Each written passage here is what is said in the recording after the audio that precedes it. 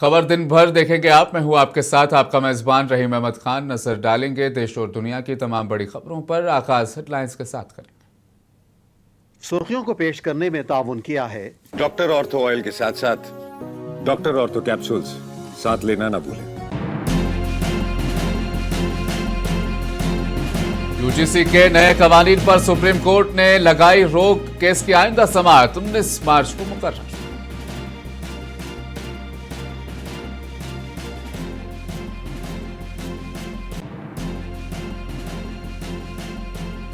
निर्मला सीतारमण ने पार्लियामेंट में इक्तिसादी सर्वे किया पेश। मईशत की मौजूदा सूरत हाल, तरक्की की रफ्तार और चैलेंजेस का लिया गया जायजा।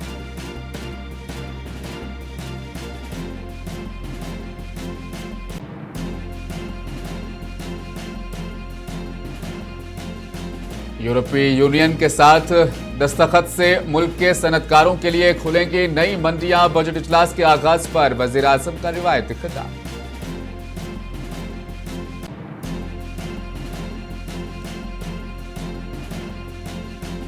खड़गे और राहुल की छत्तीसगढ़ कांग्रेस कायदीन के साथ अहम मीटिंग। रियासत में अमन अमान की सूरत हाल और दीगर उमूर पर लिया गया जायजा।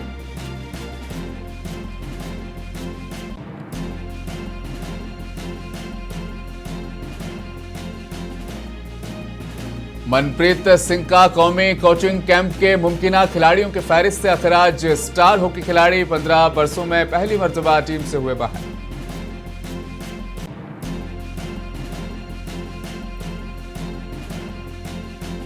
बरतानवी वजीर आजम का दौरा चीन। शी जिनपिंग और किर स्टारमर के दरमियान कई उमूर पर हुआ तबादला ख्याल।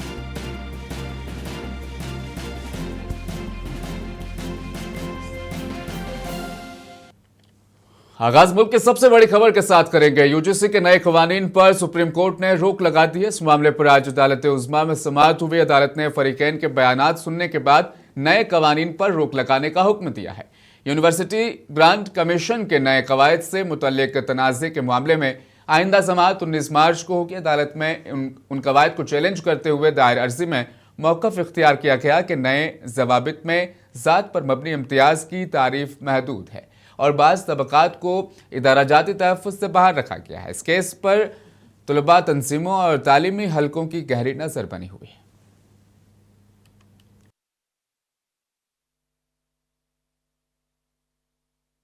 जी देखिए, जैसे ही ये रेगुलेशन मेरी नॉलेज में आया, हमारे बीएचयू के जूनियर हैं मृत्युंजय तिवारी, वो पार्टी बने और हमने ये सुप्रीम कोर्ट में ये केस फाइल किया। हमने इसमें बेसिकली मांग की थी कि सेक्शन 3C को अनकॉन्स्टिट्यूशनल डिक्लेयर किया जाए, क्योंकि ये जो कानून है जनरल कैटेगरी के बच्चों के ऊपर अपराधी का ठप्पा लगा रहा था। आज हमारी बात को कहीं न कहीं सुप्रीम कोर्ट ने समझा और सुप्रीम कोर्ट ने कहा कि हालांकि हम विद्वान नहीं हैं, आप इसे और विद्वानों से, अदर अकेडमी से पूछें और समझें और रेगुलेशन में क्या सही परिवर्तन हो सकते हैं उनको करें। कोर्ट ने यह कहा कि हम ऐसा समाज नहीं चाहते कि जहां पे जैसे अमेरिका में श्वेत और अश्वेत बच्चों के लिए अलग अलग विद्यालय हैं वैसा हो जाए। उन्होंने कहीं न कहीं माना कि ये जो रेगुलेशन है ये रेगुलेशन डिवाइड करेगा।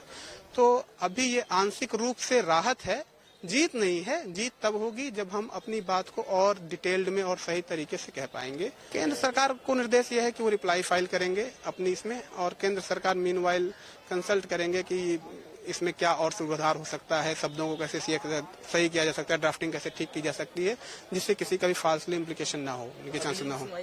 जी स्टे रोक है। बिहार के रुकन पार्लियामेंट पप्पू यादव ने बीजेपी लीडर गिरिराज सिंह पर तनकीद करते हुए कहा कि दलित SC/ST के हुकूक को खत्म करना वो चाहते हैं। उन्होंने कहा कि सुप्रीम कोर्ट के फैसले का एहतराम करना चाहिए जो हमारी तालीमात में है। पप्पू यादव ने इस मामले में हुकूमत की खामोशी पर भी तनकीद की। उन्होंने कहा कि बीजेपी लोगों के हुकूक छीनने में सबसे आगे है। बीजेपी की भाषा है। गिरिराज बाबू दलित ST/SC EBC के अधिकारों को खत्म करना चाहते हैं, जो बीजेपी चाहती है, जो गिरिराज बाबू ने कह दी। सर्वोच्च न्यायालय का सम्मान करना ही चाहिए। सर्वोच्च न्यायालय का सम्मान हमारे मूल्यों में है, आदर्श में है, और यही हमारी लोकतंत्र की परंपरा है। लेकिन सरकार क्यों मौन है, चुप है? यह मुद्दा स्वर्ण का और गैर स्वर्ण का नहीं था। यह मुद्दा था जनरल जो दबंग, चाहे वो पप्पू यादव हो, पप्पू कुर्मी हो, पप्पू कुशवाहा हो, इसमें राजपूत, ब्राह्मण, भूमिहार, लाला कहीं आते ही नहीं है। आज से सावित्रीबाई फूले के जमाने से आज तक जो मुखबधिर है, जो विकलांग है, ब्लाइंड है, जो गरीब लोग हैं, उनका रैगिंग और शोषण आज से तो हो नहीं रहा है। नंबर जाति के आधार पर दिया जाता है, कॉपी में 0 कर दिया जाता है। तो सुप्रीम कोर्ट के आधार पर यूजीसी ने एक नियम बनाए, तो सरकार क्यों चुप है? सरकार ने अपनी पक्ष क्यों नहीं रखी? उधर दूसरी जानिब उत्तर प्रदेश के बरेली में सुप्रीम कोर्ट की जानिब से यूजीसी से मुतालिक दिए गए फैसलों पर जश्न का माहौल है। उन्होंने कहा कि सुप्रीम कोर्ट ने अपने फैसले से हमारी अंदर मौजूद दबी बेचैनी को दूर कर दिया है। उन्होंने कहा कि हुकूमत इस काले कानून के जरिए हमारे साथ नाइंसाफी कर रही थी। जश्न मनाने वालों ने सुप्रीम कोर्ट के फैसले के बाद बरेली के मुअत्तल मजिस्ट्रेट अलंकृता अग्निहोत्री के इस्तीफे को मुस्तरद कर देने का भी मुतालबा किया। हम सब भारतीय हैं और इसका आज जो है परिणाम ये हुआ कि माननीय सुप्रीम कोर्ट ने जो विगत 4 दिनों से जो चिंगारी बरेली से उठी थी, यूजीसी द्वारा जो रेगुलेशन, इक्विटी रेगुलेशन एक्ट था, वो अनजस्टिफाई था। माननीय सुप्रीम कोर्ट ने संज्ञान लेते हुए आज फिलहाल उस पर रोक लगा दी है। तो ये हर्ष का विषय है। हम जो 4 दिन से यहाँ पे रात दिन एक कर रहे थे, आज बरेली से स्टार्ट हुआ जो हमारा अभियान आंदोलन, वो समस्त भारत में फैल गया और वो समस्त भारत में फैलने का परिणाम ये हुआ कि माननीय सुप्रीम कोर्ट ने इसका संज्ञान लिया। दूसरा मेरा ये कहना है कि कोई भी सरकार आती है भविष्य में भी, या यही रहती है या वर्तमान जो सरकार चल रही है, तो नीतियां ऐसी होनी चाहिए ताकि समाज को हम जोड़ सके। वजीर खजाना निर्मला सीतारमण ने लोकसभा में इक्तिसादी सर्वे 2025-26 पेश कर दिया। इस सर्वे में मुल्क की मईशत की मौजूदा सूरत हाल, तरक्की की रफ्तार, चैलेंजेस और आइंदा माली साल के इम्कानात का जायजा पेश किया गया। इक्तिसादी सर्वे को आने वाले बजट से कबल एक अहम दस्तावेज करार दिया जा रहा है। I rise to lay on the table a copy each of the following papers, Hindi and English versions: Economic Survey 25-26, Economic Survey 25-26 Statistical Appendix. वज़ीर-ए-आज़म नरेंद्र मोदी ने कहा कि यूरोपीय यूनियन के दस्तखतशुदा आज़ाद तिजारती मुआहिदा एक महत्वाकांक्षी हिंदुस्तान के लिए है और इससे मुल्क के सनतकारों के लिए मंडियां खुलेगी। उन्होंने सनतकारों पर जोर दिया कि वो इस मौके से भरपूर फायदा उठाएं। कल राष्ट्रपति जी का उद्बोधन 140 करोड़ देशवासियों के आत्मविश्वास की अभिव्यक्ति था। 140 करोड़ देशवासियों के पुरुषार्थ का लेखा जोखा था और 140 करोड़ देशवासी और उसमें भी ज्यादातर युवा उनके एस्पिरेशंस को रेखांकित करने का बहुत ही सटीक उद्बोधन। सभी सांसदों के लिए कई मार्गदर्शक बातें भी कल आदरणीय राष्ट्रपति जी ने सदन में सबके सामने रखी है। ये दूसरे क्वार्टर का, इस शताब्दी की दूसरे क्वार्टर का ये पहला बजट आ रहा है और वित्त मंत्री निर्मला जी देश की पहली वित्त मंत्री ऐसी है, महिला वित्त मंत्री ऐसी है जो लगातार 9वीं बार देश के संसद में बजट प्रस्तुत करने जा रही है। ये अपने आप में एक गौरव पल के रूप में भारत के संसदीय इतिहास में रजिस्टर हो रहा है। साथियों, विश्व का प्रारंभ बहुत ही पॉजिटिव नोट के साथ शुरू हुआ। आत्मविश्वास भरा हिंदुस्तान आज विश्व के लिए आशा की किरण भी बना है, आकर्षण का केंद्र भी बना है। इस क्वार्टर के प्रारंभ में ही भारत और यूरोपियन यूनियन का फ्री ट्रेड एग्रीमेंट, आने वाली दिशाएं कितनी उज्जवल है, भारत के युवाओं का भविष्य कितना उज्जवल है। बेटिंग रिट्रीट की तकरीब 77वें यौम जमहूरिया की तकरीबात के अख्ताम पर आज नई दिल्ली के विजय चौक में मुनक़िद हुई तकरीब में सदर जमहूरिया द्रौपदी मुर्मू, वज़ीर-ए-आज़म नरेंद्र मोदी, वज़ीर दिफ़ा राजनाथ सिंह के अलावा दीगर वज़रा ने भी शिरकत की। मुसल्लह अफ़वाज के बैंडों ने वंदे मातरम, भारत की शान, ए वतन और सारे जहां से अच्छा जैसे हिब्बुल वतनी गीतों पर धुनें बजाकर सामीन को मसरूर कर दिया।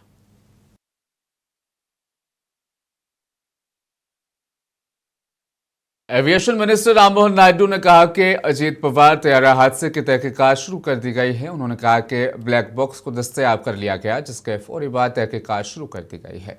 उन्होंने कहा कि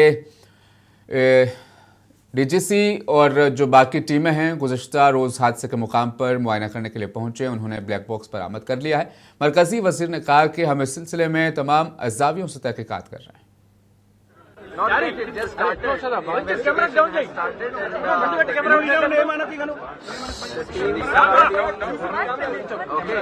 The investigation has started, like we have already released a press statement where the teams from AIB and DGCA have already arrived at the site yesterday. The black box has also been recovered and the investigation is in process. This time we'll be stressing upon having a very timeline approach so that we get the report done in expedition. Sir, about the runway, China has also shown some reports of it being a tabletop runway, but there are irregularities which has been shown that markers are not there, the lights are not there. Even eyewitnesses have said that there was no one to extinguish the fire and they had to bring water from home. What would you like to say on that? No, these are the airstrips which are being used for flying training organizations, and whatever is required. Congress सदर मल्लिकार्जुन खड़गे और राहुल गांधी ने आज Chhattisgarh Congress leaders के साथ एक अहम meeting की। मीटिंग के बाद कांग्रेस लीडर और राजस्थान के साबिक deputy chief minister Sachin Pilot ने कहा कि आज की मीटिंग में छत्तीसगढ़ के अहम कायदीन के साथ मीटिंग हुई, जिसमें रियासत के हालात पर भी गौर किया गया। सचिन पायलट ने कहा कि रियासत में अमन अमान की सूरत हाल ठीक नहीं है। कांग्रेस अध्यक्ष आदरणीय खड़गे साहब और नेता प्रतिपक्ष राहुल गांधी जी के साथ प्रदेश के तमाम नेताओं की हमारी चर्चा हुई छत्तीसगढ़ को लेके। उसमें पीसीसी, सीएलपी, भूपेश बघेल साहब, टी सिंहदेव साहब, साहू जी, हम सब मौजूद थे और अब तक संगठन की जो गतिविधियां रही हैं उस पर चर्चा हुई। और आजकल छत्तीसगढ़ में जो राजनीतिक मुद्दे हैं उस पर दिशा निर्देश यहाँ दिल्ली से खड़गे साहब राहुल जी ने दिया है। और छत्तीसगढ़ में जो 2 साल से सरकार है तमाम मोर्चों पर फेल है। फसल खरीद हो, लॉ एंड ऑर्डर हो, और विशेष रूप से जो माइनिंग को बैकडोर एंट्री दी जा रही है और उससे आदिवासी क्षेत्र के लोग, किसान बहुत परेशान हैं, उसमें कांग्रेस पार्टी लोगों के साथ खड़ी रहेगी। ये हमने पहले भी कहा था और आज दोबारा इस बात को हम दोहरा रहे हैं। और आने वाले समय में जो नरेगा को लेकर सरकार ने जो नियम बनाए हैं, एक तरह से उस कानून का गला घोटा है। जो अधिकार था अब उसको उन्होंने सीमित कर दिया है, बजट को भी सीमित कर दिया और निर्णय लेने की शक्ति, पहले गांव देहात में तय होता था कहाँ कुआं बनेगा, कहाँ सड़क बनेगी, अब पूरा सेंट्रलाइज किया है। तो ये जो मानसिकता है ये किसान, गरीब, निर्धन, असहाय, निर्बल जो लोग हैं उनके ऊपर एक कुटाघात सरकार ने किया है। उत्तर प्रदेश के वज़ीर आला योगी आदित्यनाथ की सदारत में जुमेरात को काबीना की मीटिंग हुई। इजलास में 30 तजावीज़ की मंजूरी दी गई, जिनमें बांग्लादेश से बेघर होने वाले हिंदू खानदानों को बहाल करने की तजवीज़ भी शामिल हैं।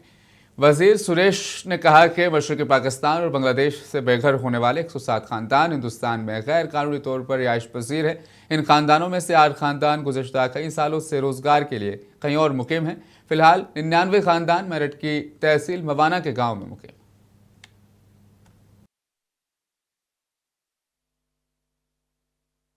पूर्वी पाकिस्तान बांग्लादेश से विस्थापित 107 परिवार झील की भूमि पर अवैध रूप से निवासरत हैं। इन 107 परिवारों में से 8 परिवार विगत कई वर्षों में अन्यत्र रोजगार हेतु निवासरत हैं। वर्तमान में जनपद मेरठ की तहसील मवाना के ग्राम नगला गोसाई में 99 परिवार निवासरत हैं। इनको भी पुनर्वासित करने का जो है व्यवस्था की जा रही है। हमारे जो प्रदेश में शिक्षक हैं इनके लिए कैशलेस जो चिकित्सा की सुविधा, कैशलेस चिकित्सा सुविधा जो माननीय मुख्यमंत्री जी ने घोषणा की थी, इसको आज माननीय मंत्रिपरिषद के द्वारा सहमति मिली है। इसमें एक व्यवस्था ये जोड़ी गई है। छत्तीसगढ़ के सीएम विष्णुदेव साय ने कहा कि वजीर आजम मोदी की क़यादत में हमारा मुल्क तरक्की की नई बुलंदियों को छू रहा है। उन्होंने कहा कि वजीर आजम से नाफिज की गई हर स्कीम की वो ज़ाती तौर पर खुद निगरानी करते हैं और निगरानी इंतहाई सख्त होती है, जिसकी वजह से उन स्कीमों के फायदे बराह रास्त लोगों तक पहुंचते हैं। जानते हैं कि आदरणीय प्रधानमंत्री जी के नेतृत्व में हमारा ये देश विकास के नए शिखर को छू रहा है और माननीय प्रधानमंत्री जी जो भी योजना लागू करते हैं उसकी मॉनिटरिंग भी खुद करते हैं और बहुत तगड़ी मॉनिटरिंग करते हैं और इसलिए उसका लाभ सीधे लोगों तक पहुंचता है। और आप लोगों ने देखा होगा कि चाहे वो प्रधानमंत्री आवास योजना हो, उज्ज्वला गैस सिलेंडर प्रदान करना हो, आयुष्मान कार्ड हो, जनधन बैंक खाता देना हो। दिल्ली में सीएए और एनआरसी की मुखालफत में हुए एहतजाजी मुजाहिरे में मुबैना तौर पर गैर मुनसिफाना कैद के 6 बरस मुकम्मल होने पर प्रेस क्लब ऑफ इंडिया में एक अवामी इजलास मुनक़िद किया गया। इजलास का उन्वान चक्का जाम बगावत नहीं, शर्जील इमाम, उमर खालिद, ताहिर हुसैन और हाजी खालिद सैफी की 6 साला नाइंसाफी पर मबनी कैद था। इस मौके पर मुल्क के नामवर कानूनी माहिरीन, सहाफ़ी, समाजी कारकुनान, असातिज़ा और इंसानी हुकूक से वाबस्ता शख्सियात ने शिरकत की और कैद के सोबतें बर्दाश्त करने वाले तमाम कैदियों की फौरी रिहाई का मुतालबा किया। मुकर्रिरीन ने कहा कि जमहूरी मुल्क में इख्तिलाफ राय को जुर्म बनाना आइन की रूह के खिलाफ है। प्रोफेसर मनोज झा ने कहा कि चक्का जाम जैसे एहतजाजी तरीके को बगावत करार देना जमहूरी इक़्तिदार को कमज़ोर करने के मुतरादिफ है। इजलास में शर्जील इमाम के अहल खाना और दीगर ज़ेर हिरासत अफराद के रिश्तेदारों ने भी अपने ख्यालात का इजहार किया और इंसाफ की अपील की। से खास बातचीत करने के लिए मौजूद शर्जील इमाम के भाई मुजम्मिल इमाम साहब, सर क्या कहना चाहेंगे? 6 साल का तकरीबन अरसा हो गया, अभी तक कोई बेल नहीं मिली है, किस तरह की आपकी लाइफ है, क्या कहना चाहेंगे? देखिए, जाहिर सी बात है कि काफ़ी लंबा वक्फा हो चुका है और हम अपनी कानूनी लड़ाई लड़ रहे हैं और उम्मीद थी कि इस बार सुप्रीम कोर्ट से हमको राहत मिल जाएगी, लेकिन जिस तरह का रवैया इस बार कोर्ट में जजेस का रहा वो काफ़ी मतलब कह सकते हैं दुख देने वाला है, कह सकते हैं मायूसी वाला है। लेकिन चलिए ठीक है, ये ज़िंदगी है और ये लड़ाई हमें कोर्ट के माध्यम से आगे लड़नी है। इंशाल्लाह हम लड़ेंगे और जिस तरह के ऑर्डर्स के बाद मजम्मत हो रही है उस ऑर्डर का, वो भी देखने वाली चीज़ है, हम क्या ही बताएं उस पर। संवैधानिक हक के लिए लड़ने वालों को ही मुजरिम करार दिया गया और जब सुप्रीम कोर्ट एक ऐसा फैसला देती है जिसमें वो ये कहता है कि आप अब जमानत की अर्जी 1 साल बाद ही लगा सकते हैं, इसका मतलब कि वह इफ़ेक्टिवली इनको 1 साल की कैद की सज़ा सुना रहा है जबकि कोई जुर्म साबित नहीं हुआ है। तो मैं ये समझता हूँ कि हिंदुस्तान अभी अपने सबसे बुरे दौर से गुज़र रहा है और हिंदुस्तान की न्यायपालिका भी अपने सबसे बुरे दौर से गुज़र रही है, इम्तहान के दौर से, और उसमें उसका हर एक फ़ैसला इस तरह का हमें एक बार फिर ये बतलाता है कि इंसाफ का ख्याल ही इस वक्त देखिए, हम यहाँ भारत देश जो हमारा है वो एक लोकतंत्र देश है और हम इस बात को मानते हैं कि इस देश में सवाल उठाने की आज़ादी होनी चाहिए। सरकार जो तमाम फैसले लाती है, जो तमाम बिल लाती है, उसको क्रिटिक करने का स्पेस होना चाहिए। और इसी के तहत जब हमने देखा कि साथी शर्जील हैं या साथी उमर हैं या तमाम जो पॉलिटिकल प्रिजनर आज भी सवाल उठाने की वजह से जो जेल के पीछे बैठे हुए हैं और लगातार किस तरह से जो फैसले आ रहे हैं उनको रिहाई नहीं मिल रही है, तो इससे हम सभी बहुत ज़्यादा डिसअपॉइंटेड है और हम इस बात को कह देना चाहते हैं कि इस लोकतंत्र में इस चीज़ का स्पेस होना चाहिए। और कोलकाता के गोदाम में आग लगने से 21 लोगों की मौत हो गई। इस पर गवर्नर सीवी बोस ने अफसोस का इजहार किया और कहा कि मुझे आनंदपुर में आग लगने की इतला मिली जो इंतहाई अफसोसनाक है। आनंद बोस ने कहा कि जरूरत पड़ने पर मैं खुद जाऊंगा, हादसे का मुआयना करूंगा। Reports about that, I will study that, and certainly if need be I'll go there. Depends on the circumstances, My visit should be able to pacify the people. Andhra Pradesh Congress committee की सदर शर्मिला ने विकसित भारत जीराम जी को फौरी तौर पर वापस लेने का मुतालबा किया। शर्मिला ने कहा कि बीजेपी ने मनरेगा एक्ट का कत्ल करते हुए नया कानून विकसित भारत जीराम जी लाया है। उन्होंने कहा कि कांग्रेस इससे नाखुश है। National Rural Employment Guarantee Act is being murdered by the BJP. They have brought in a new act called the VB Gram Act, to which the Congress Party. Airtel अपने 360 मिलियन सार्फिन को मुफ्त एडोबी एक्सप्रेस प्रीमियम पेश करेगा। Telecom company ने आज इसका ऐलान कर दिया और वो अपने 360 मिलियन सार्फिन को एडोबी एक्सप्रेस तक रसाई की पेशकश करेगा। यह सार्फिन को आला मयार के सोशल मीडिया मवाद, मार्केटिंग के मवाद, मुख्तसर वीडियो एड्स और दीगर मवाद को डिज़ाइन करने के काबिल बनाएगा।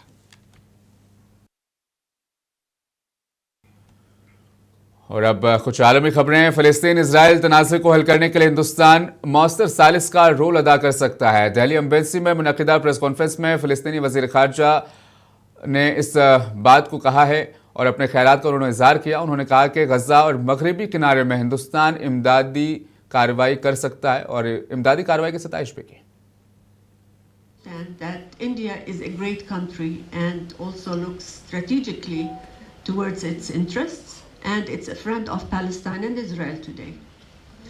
And we see that, and we would like India to be moving within a balanced approach to the area, and we truly चीनी सदर शी जिनपिंग ने कहा कि आज़ाद तिजारत के हामियों के तौर पर दोनों ममालिक को मुश्तरका तौर पर हकीकी कसीरुल जहती की वकालत और अमल करना चाहिए। सदर शी जिनपिंग ने बात बीजिंग के अजीम हॉल ऑफ द पीपल में 8 सालों में चीन का दौरा करने वाले पहले बरतानवी वज़ीर आज़म कीर स्टारमर से मुलाकात के दौरान कही। उन्होंने कहा कि बैनुल अक़वामी कानून सिर्फ उस वक्त सही मानों में मौसर हो सकता है जब तमाम ममालिक इसकी पाबंदी करें।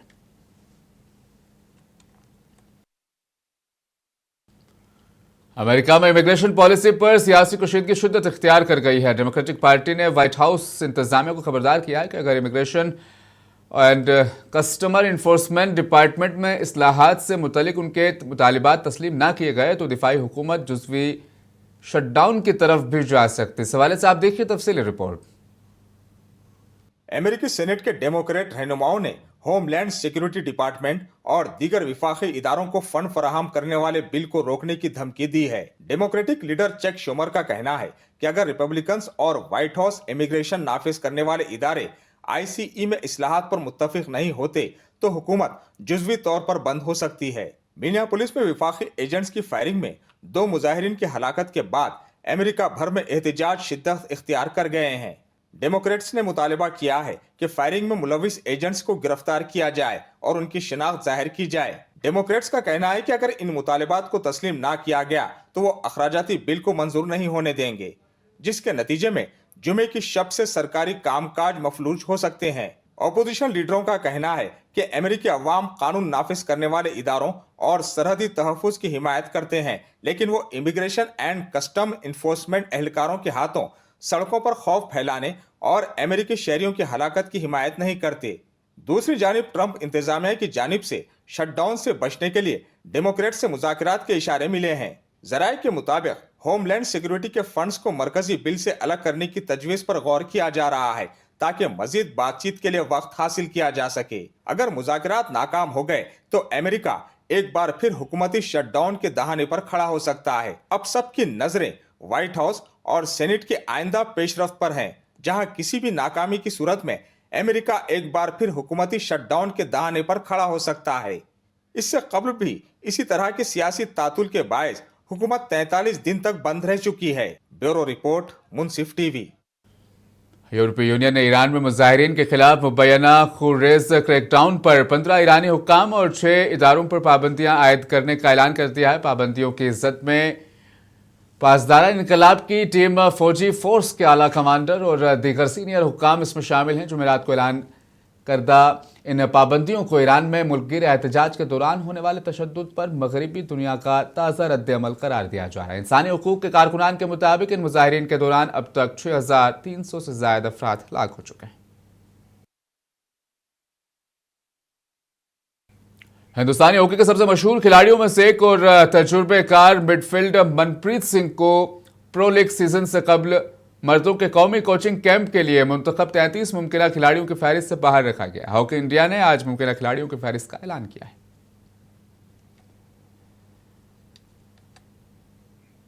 अदाकारा भूमि पेडनेकर ने कहा कि जब अच्छी फिल्में बॉक्स ऑफिस पर काम नहीं करती हैं तो ये दिल दहला देने वाला होता है। अदाकारा ने कहा कि कुछ जिम्मेदारी सामीन पर भी आयद होती है क्योंकि उनकी राय ही फैसला करती है कि आगे क्या होना है।